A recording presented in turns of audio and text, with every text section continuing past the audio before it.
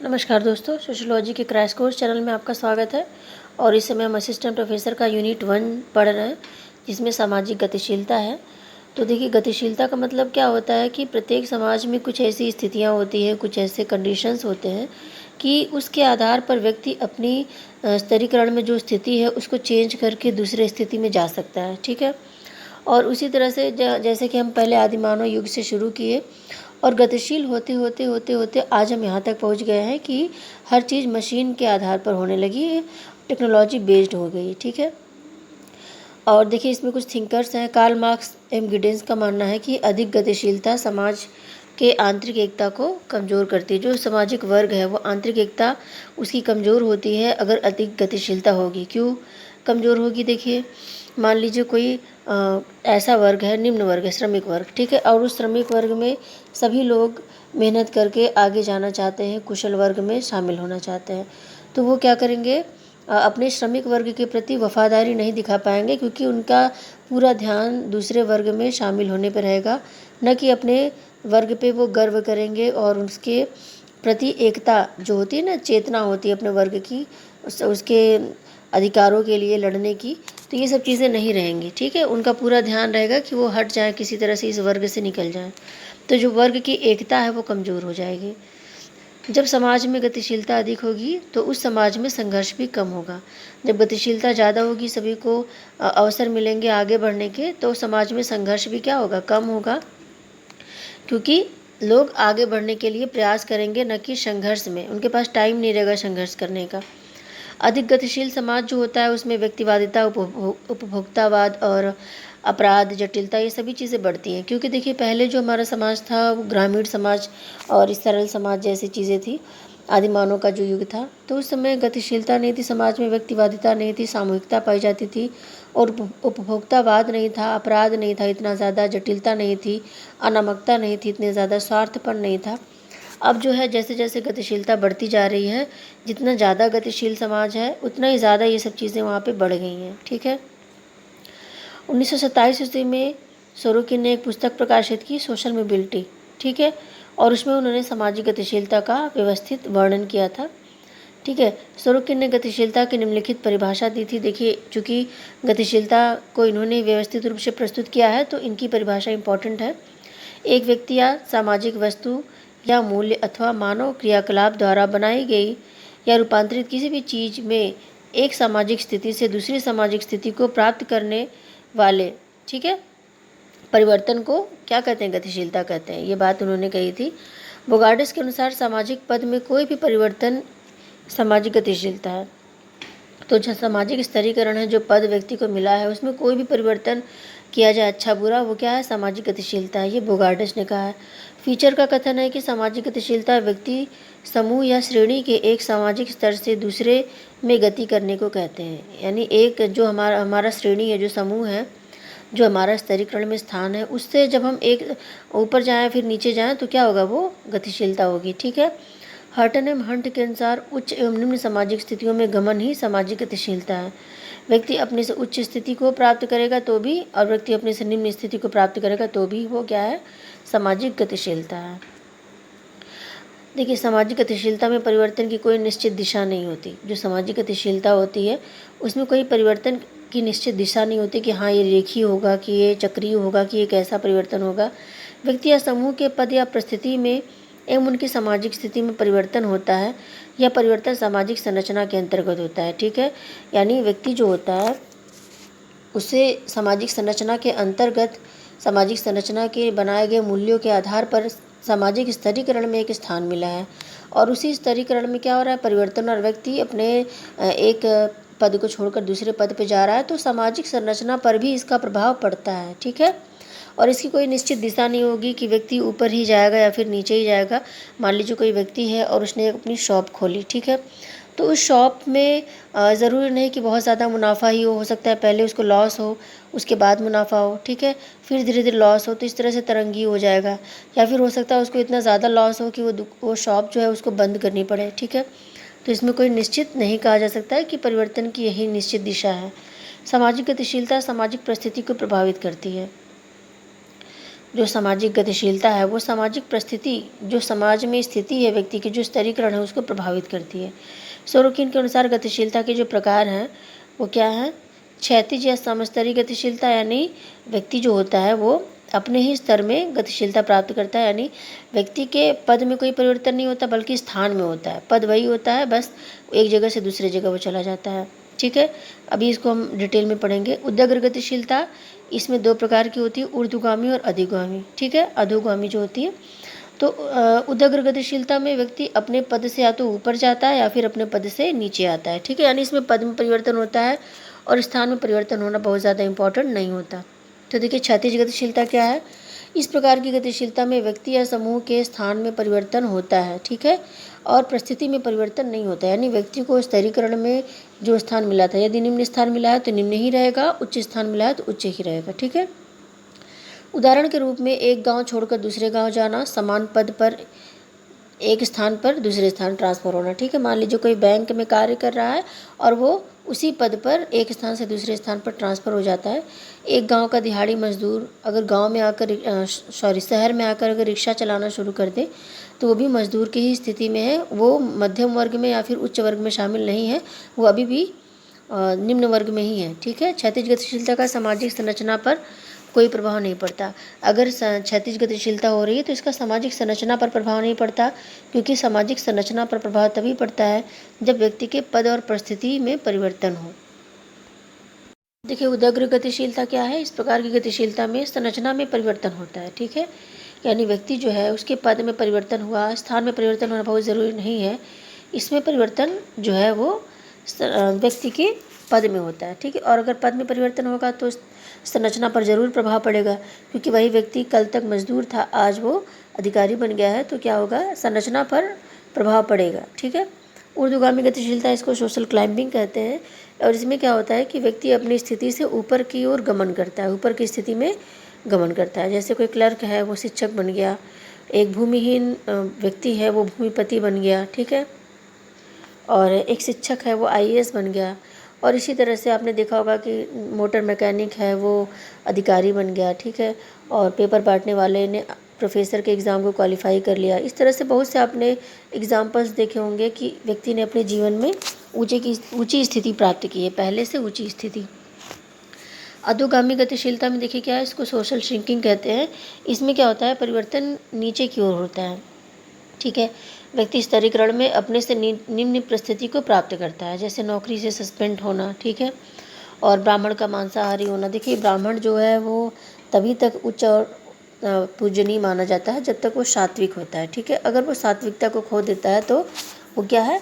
अधोगामी गतिशीलता है, वो निम्न स्थिति में आ जाएगा। दिवालिया होना, सब कुछ लॉस हो जाएगा तो व्यक्ति दिवालिया हो जाएगा। पद से अधोन्नति होना भी क्या है? जैसे डिमोशन होता है किसी किसी का। ठीक है, किसी ने कोई गबन कर दिया, कुछ वैसा कर दिया उल्टा सीधा काम, तो क्या होगा कि उसको अधोन्नति यानी डिमोशन मिलता है, ऊपर से नीचे आ जाता है वो। संस्कृतिकरण जो है वो ऊर्ध्वगामी गतिशीलता का उदाहरण है, तो ये एग्ज़ाम में आ सकता है प्रश्न। देखिए मेरे नोट्स जो होते हैं उसमें बहुत से प्रश्न छिपे होते हैं। ठीक है, अभी मैंने भगवान दास का और अरविंद घोष जो है उनका वीडियो दिया था, तो उसमें आपको हर लाइन में प्रश्न बनते हुए मिलेंगे, और एग्ज़ाम में बने भी हैं ऐसे प्रश्न, तो उसको आप बहुत अच्छे से पढ़िएगा। उसका मैंने वीडियो नहीं बनाया क्योंकि वही चीज़ें वीडियो में भी बतानी थी, और आपका पीजीटी का है वो, और ये हायर का ग्रुप है, तो मैंने सोचा कि जो क्लासेस होंगी वो केवल हायर से रिलेटेड होंगी, और आपको मैटर चाहिए था तो उसमें आपको मिल गया है। ठीक है, तो विसंस्कृतिकरण का मतलब क्या होता है? विसंस्कृतिकरण का मतलब अपनी संस्कृति को खोना, और संस्कृतिकरण का मतलब है किसी उच्च जाति की संस्कृति को अपनाना। तो विसंस्कृतिकरण अधोगामी गतिशीलता का उदाहरण है, और संस्कृतिकरण क्या है? वो ऊर्ध्वगामी गतिशीलता का उदाहरण है। ठीक है, समूहगत ऊर्ध्वगामी गतिशीलता का मतलब है कि पूरा का पूरा समूह जब उच्च स्थिति को प्राप्त करता है, जैसे मंत्रिपरिषद में सम्मिलित जो सदस्य हैं अचानक से वो जो है वो सत्ताधारी दल में आ गए। ठीक है, और उसमें क्या होता है कि जैसे शिक्षकों का, मान लीजिए कहा जाए कि सभी प्राइमरी के शिक्षक प्रमोट होकर चले जाएंगे मिडिल में, तो उसमें क्या होगा कि सभी का प्रमोशन हो गया। ठीक है, तो जो समूहगत गतिशीलता है कि सभी के लिए जब कोई जियो आता है, कोई ऑर्डर आता है, तो सभी का उसमें लाभ होता है, तो वो समूहगत गतिशीलता है। संस्कृतिकरण की प्रक्रिया भी समूहगत गतिशीलता है, क्योंकि इसमें ऐसा नहीं कि किसी व्यक्ति के जीवन में घटित हो गया तो वो हो गया, पूरी पूरी जाति का प्रमोशन होता है उसमें, समझिए। ठीक है। व्यक्तिगत ऊर्ध्वगामी गतिशीलता क्या है कि जब कोई व्यक्ति जो होता है अपने स्तर से ऊंचे के स्तर को प्राप्त करता है, जैसे कोई व्यक्ति है अपने मेहनत से वो श्रमिक वर्ग से ऊंचे वर्ग में आ गया, ठीक है, अपनी मेहनत से कोई क्लर्क है वो शिक्षक बन गया, तो क्या है वो ऊर्ध्वगामी गतिशीलता है। और ये व्यक्तिगत है। व्यक्तिगत और सामूहिक में अंतर होता है। व्यक्तिगत में व्यक्ति अकेले अपने जीवन में करता है और सामूहिक में पूरे पूरे समूह को लाभ होता है। समूहगत गतिशील अधोगामी गतिशीलता में क्या होता है कि पूरे के पूरे समूह को ऊपर से नीचे आना पड़ता है। ठीक है। जैसे जमींदारी प्रथा का उन्मूलन। ठीक है। जमींदारी प्रथा का उन्मूलन में क्या हुआ, जमींदारी चली गई, सबकी भूमि जो थी छीन गई। सत्तारूढ़ दल का सत्ता से बाहर आना। मान लीजिए कोई दल है और वो सत्ता में है और सत्ता से अचानक वो बाहर हो गया, हार गया चुनाव को, तो वो क्या है, समूहगत अधोगामी गतिशीलता है, क्योंकि पूरी की पूरी जो मंत्रिमंडल होगी उसको हटना पड़ेगा। किसी कंपनी का दिवालिया होना। जब कोई कंपनी दिवालिया होती है तो उसके पूरे के पूरे कर्मचारी जो होते हैं वो अचानक से बेरोजगार हो जाते हैं। ठीक है। तो ये भी समूहगत अधोगामी गतिशीलता है। वास्तविक गतिशीलता का मतलब होता है कि व्यक्ति अपनी इच्छा शक्ति से, अपने प्रयासों से, अपने विल पावर से अगर कुछ प्राप्त करता है तो वो क्या है, वो वास्तविक गतिशीलता कहलाती है। ठीक है। आभासी गतिशीलता का मतलब है व्यक्ति मेहनत कर रहा है, वो पाना चाहता है, पाएगा भी, लेकिन अभी उसने पाया नहीं है अपने लक्ष्य को, लेकिन फिर भी क्या होता है कि व्यक्ति मानने लगता है कि वो बन गया है। ठीक है। जैसे आपने देखा होगा मेडिकल के जो स्टूडेंट्स होते हैं वो एक दूसरे को डॉक्टर कह के बुलाते हैं। ठीक है। और मान लीजिए प्रोफेसर का एग्ज़ाम हो गया और अभी इंटरव्यू वगैरह चली रहा है, लेकिन एक दूसरे को लोग प्रोफेसर करके बुलाते हैं। ठीक है। सर कह के बुलाते हैं, प्रोफेसर कह के। उपव्यवस्थापक व्यक्ति जो होता है वो अपने नाम के आगे व्यवस्थापक लिखने लगता है, तो ये भी आभासी गतिशीलता है। लिप्सेट एवं बेनेडिक्ट ने 1959 में प्रकाशित अपनी पुस्तक social mobility in industrial society. ठीक है। लिप्सेट एंड बेनेडिक्ट ने क्या किया, 1959 में उन्होंने एक पुस्तक लिखी social mobility in industrial society, और इसमें उन्होंने औद्योगिक समाज में जो गतिशीलता पाई जाती है उसको दो भागों में बांटा है। ठीक है। पहला है अंतरपीढ़ी गतिशीलता, दूसरा है अंतरापीढ़ी गतिशीलता। अंतरपीढ़ी गतिशीलता का मतलब होता है कि जब पीढ़ियों के मध्य व्यावसायिक भिन्नता हो। ठीक है। जैसे मान लीजिए क्या होता है कि पिता जो होता है वो किसान है और बेटा अधिकारी बन गया, तो ये क्या हो गया, पीढ़ी चेंज हो गई ना, पीढ़ी के बीच में व्यवसायिक गतिशीलता हुई। पिता का व्यवसाय कुछ और था, बेटा जो है गतिशीलता को प्राप्त करके उच्च स्थिति को प्राप्त कर लिया। ऊर्ध्वमुखी अंतरपीढ़ी गतिशीलता, देखिए ये भी दो प्रकार की होती है, ऊर्ध्वगामी और अधोगामी। ठीक है। ऊर्ध्वगामी जो होती है उसमें इसमें क्या होता है कि पीढ़ियों के मध्य निम्न से उच्च पद का प्रवाह होता है। मान लीजिए नीचे की स्थिति में कोई व्यक्ति है और वो किसान है और उसका पुत्र जो है वो अधिकारी बन गया, तो नीचे से ऊपर क्या हुआ, पद का प्रवाह हुआ। ठीक है। आपने देखा होगा जैसे पिता है श्रमिक, पुत्र डॉक्टर हो गया, प्रोफेसर बन गया। ठीक है। और किसान के पुत्र का अधिकारी बनना, किसान के पुत्र का प्रोन्नति विहीन लिपिक बनना। देखिए ये भी एक है, एग्ज़ाम में अगर आ जाए कि एक किसान के पुत्र का प्रोन्नति विहीन लिपिक होना किस प्रकार का उदाहरण है, तो प्रोन्नति विहीन सुनने के बाद आप अधोगामी लगा देंगे, जबकि ये क्या है, ये ऊर्ध्वगामी है, क्योंकि वो अपने पिता से ऊपर की स्थिति में है। ठीक है। भले ही उसका प्रोन्नति नहीं हुआ, उसका प्रमोशन नहीं हुआ, लेकिन वो अपने पिता से भी ऊंची स्थिति है। तो ये चीज़ याद रखिएगा, जब भी क्वेश्चन बनेगा तो आपको कंफ्यूज करने वाले ही प्रश्न इसमें आते हैं। ठीक है। ढूंढ के ऐसे ही प्रश्न दिए जाते हैं कि सोचना पड़े बहुत। अधोगामी अंतरपीढ़ी गतिशीलता में क्या होता है, पीढ़ियों के मध्य उच्च से निम्न पद की ओर प्रवाह होता है। ठीक है। जैसे क्या होता है कि पिता जो है वो अधिकारी है, पुत्र जो है वो अधिकारी नहीं बन पाया, वो छोटा मोटा कोई शिक्षक बन गया। ठीक है।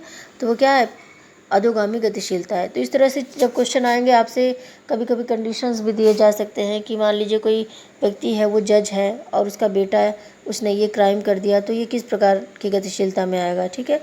या फिर कोई व्यक्ति है वो अधिकारी है और उसका पुत्र जो है वो एक ड्राइवर बन गया, तो ये किस प्रकार की गतिशीलता में आएगा। ठीक है। तो इस तरह से एक कोटेशन टाइप का पूछता है कि कैसे कैसे क्या होगा, तो आपको थोड़ा ध्यान देना होगा।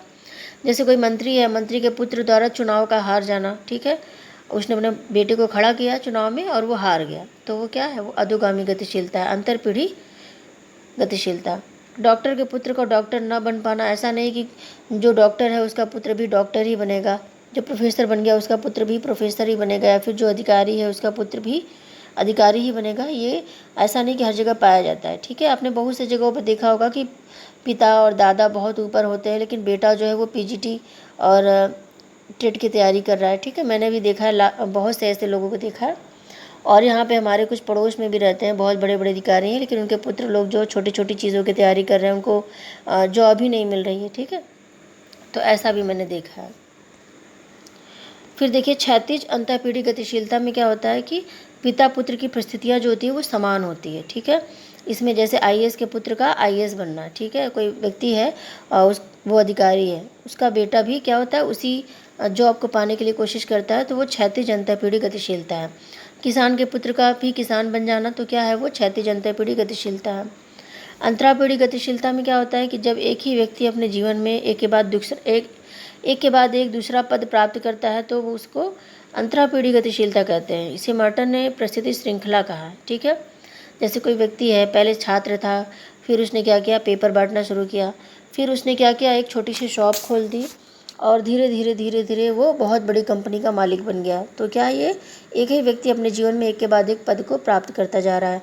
फिर मान लीजिए एक दूसरा उदाहरण देखें, तो कोई व्यक्ति है, उसने अपनी पढ़ाई पूरी की, बीएड वगैरह किया, और वो प्राइमरी में शिक्षक बन गया।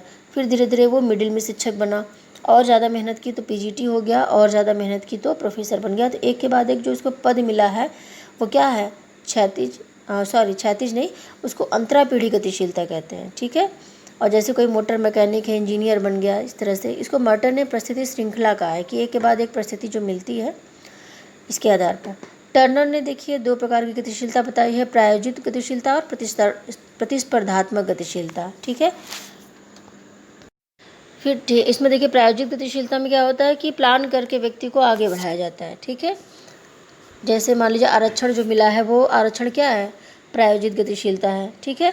इसमें पहले से प्लान कर लिया गया है कि इतने पोस्ट जो है वो इस कास्ट, इस कैटेगरी के लोगों को मिलेगा, चाहे कितने भी लो मेरिट में रहे वो, ठीक है। तो ये प्रायोजित गतिशीलता है। उसमें व्यक्ति की मेहनत से उसको नहीं मिला है, और मेहनत तो है ही, लेकिन एक होता है ना कि टॉप का मेहनत जो होता है वो चीज़ नहीं है।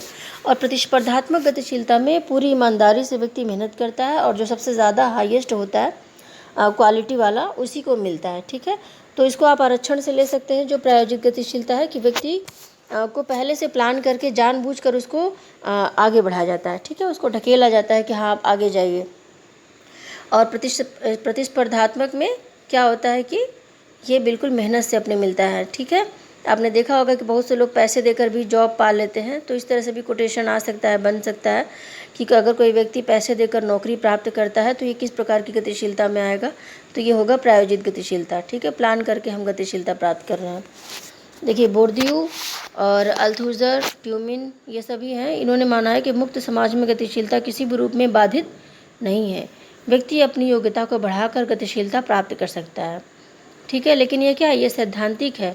ऐसा माना जाता है कि अगर कोई समाज मुक्त समाज है, वर्ग समाज है, तो उसमें व्यक्ति की गतिशीलता बाधित नहीं होती, सभी को गतिशील बनने का अवसर मिलता है।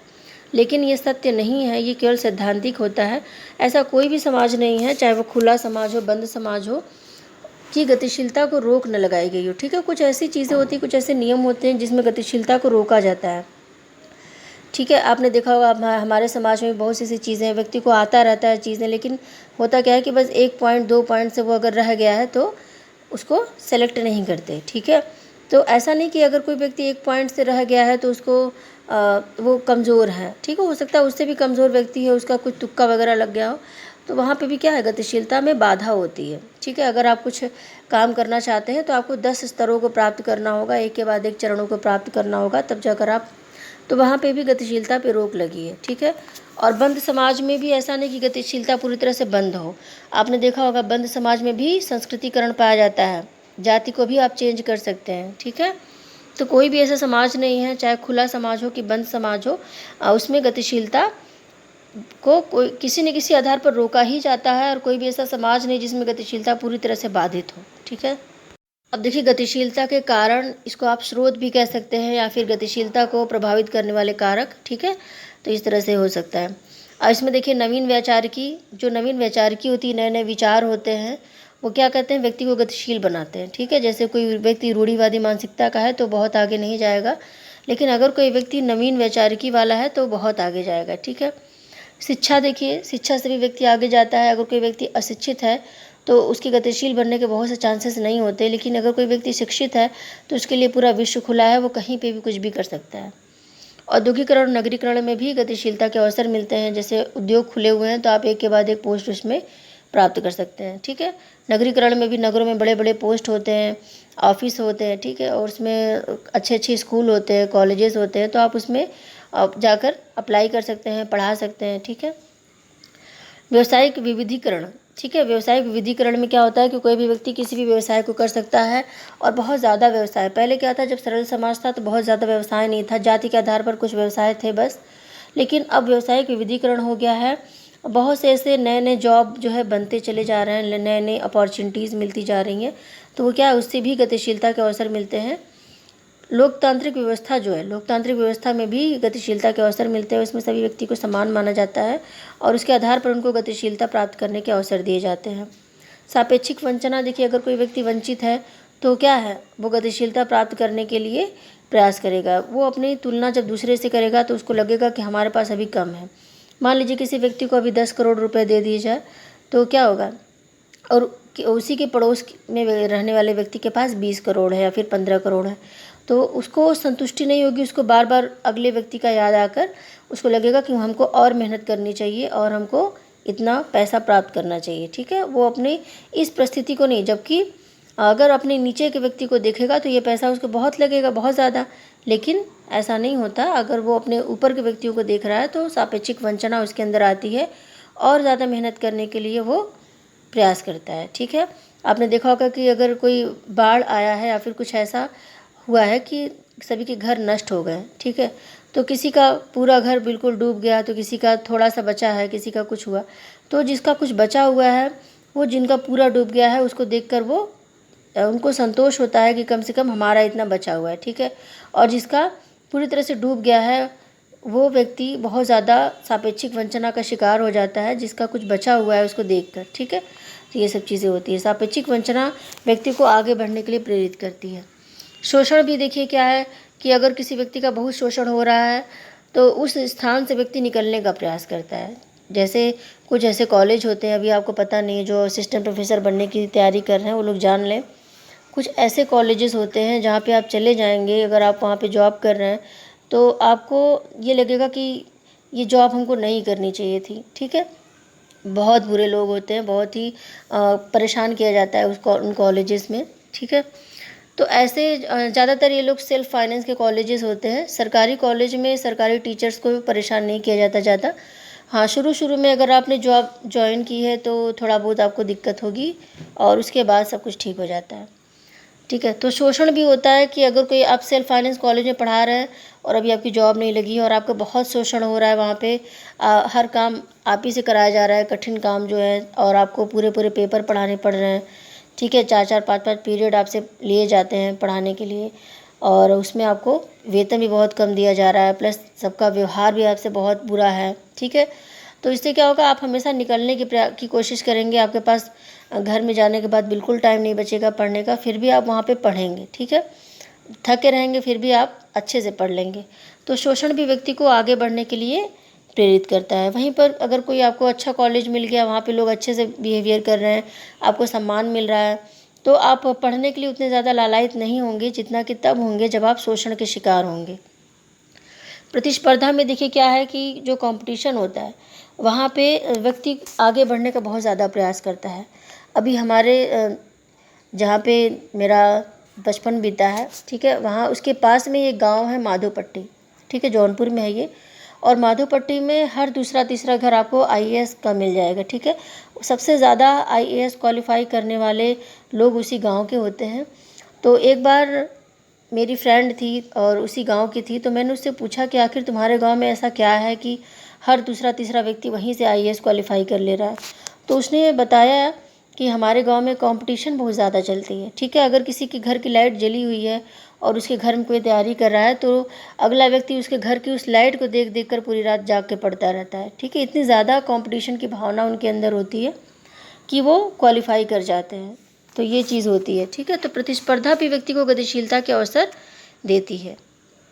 देखिए, मिश्रित समाजों में गतिशीलता है भी और नहीं भी। जैसे मिश्रित समाज है जहाँ पे ग्रामीण, नगरीय और जनजातीय सभी प्रकार के का मिश्रण है, तो गतिशीलता है भी और नहीं भी, क्योंकि वहाँ पे अगर गतिशील जैसे अगर मिश्रित समाज है तो वहाँ पे जहाँ जहाँ पे रूढ़िवादी लोग होंगे, रूढ़िवादी समाज पाया जाएगा, ठीक है, सरल समाज पाया जाएगा, तो वहाँ पे क्या होगा, गतिशीलता नहीं होगी। लेकिन जहाँ पे नगरीयता होगी, जहाँ पे शिक्षा होगा, वहाँ पे गतिशीलता होगा, ठीक है। तो है भी और नहीं भी, स्थान के अनुसार गतिशीलता यहाँ पे डिवाइड होती है। कुछ देशों में परंपरागत मूल्यों के कारण आर्थिक विकास कम है, ठीक है। तो जहाँ पे परंपरागत मूल्य हावी हैं, जैसे रूढ़िवादी जो समाज होता है वहाँ पे परंपरागत मूल्य हावी होते हैं, तो वहाँ पे आर्थिक विकास नहीं हो पाता, क्योंकि व्यक्ति अपनी जाति के बाहर व्यवसाय नहीं कर सकता, महिला है तो वो शिक्षा नहीं ग्रहण कर सकती, ठीक है। इस तरह से चीज़ें होती हैं। कम उम्र में लोगों की शादी हो जाती है, फिर उन पर बोझ आ जाता है बहुत ज़्यादा काम करने का, तो उस बोझ के साथ वो आगे की ज़िंदगी अच्छी नहीं बिता पाते और अच्छी पढ़ाई नहीं कर पाते, अच्छी टेक्नोलॉजी वो नहीं सीख पाते, ठीक है। अब देखिए, जिन देशों में परंपराएं आर्थिक विकास में बाधक नहीं है वहाँ तीव्र विकास होता है, ठीक है। जहाँ पे परंपरा जो होती है वो आर्थिक विकास में बाधक नहीं है, तो वहाँ पे विकास बहुत तेज़ होता है।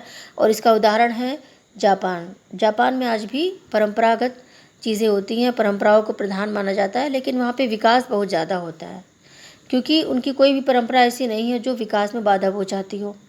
किसी भी समाज में ऊर्ध्व और क्षैतिज गतिशीलता तब समस्यात्मक बन जाती है जब एक समूह के लोगों को गतिशीलता प्राप्त हो जाती है और दूसरा समूह इससे वंचित रह जाता है, ठीक है। ऐसी स्थिति में क्या होता है, संघर्ष होता है। जैसे आपने आरक्षण देकर एक समूह को ऊपर उठा दिया और उसी समूह के दूसरे व्यक्ति को, जो उसी जाति के, उसी प्रजाति के, जैसे मानव प्रजाति है, उसी प्रजाति के दूसरे समूह को आपने ऊपर नहीं उठाया और उसके लिए तमाम आपने ऐसी चीज़ें ला दी हैं, इतनी बाधाएं ला दी हैं कि उसको वो पार ही नहीं कर पा रहा है, तो वो क्या है, संघर्ष का कारण बन जाएगा, ठीक है। तो ये क्या होगा, इसमें संघर्ष होगा और ऊर्ध्व और क्षैतिज गतिशीलता भी समस्यात्मक बन जाती है, ठीक है। तो ये कोटेशन आप याद रखिएगा कि क्या ऊर्ध्वगामी गतिशीलता या फिर क्षैतिज गतिशीलता भी समस्यात्मक बनती है किसी समाज में, तो आप यही उदाहरण देंगे कि हाँ बिल्कुल बनती है। जब आप समान योग्यता होने पर भी एक समूह को ऊपर उठाते हैं, गतिशीलता प्रदान करते हैं, जबकि दूसरे समूह को आप नहीं प्रदान करते हैं, ठीक है। तो ये क्या होगा, समस्यात्मक बन जाता है।